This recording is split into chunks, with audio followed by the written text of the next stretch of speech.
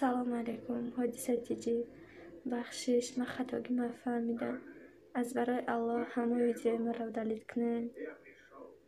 سلام حادثه تیجی. التماس همه ویدیو ما رو دلیت کنین. من گناه خود فهمیدم.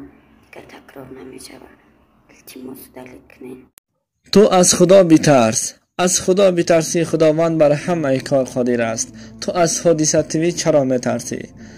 یک حادثه تیوی تمام تاجیکستان را، تمام دختران تاجیک را به لرزه در آورده است.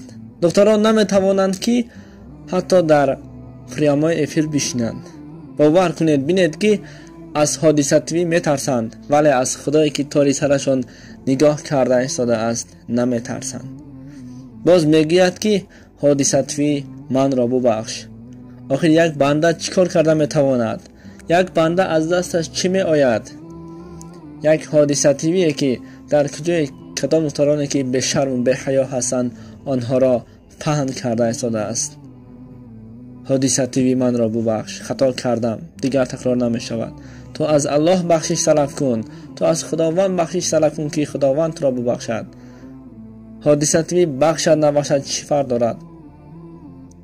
بینید که با این درجه رسیدن که از حادثه تیوی که همه دختران تاجیک را، یعنی در تاجیکستان پاپولار نیست همان شد.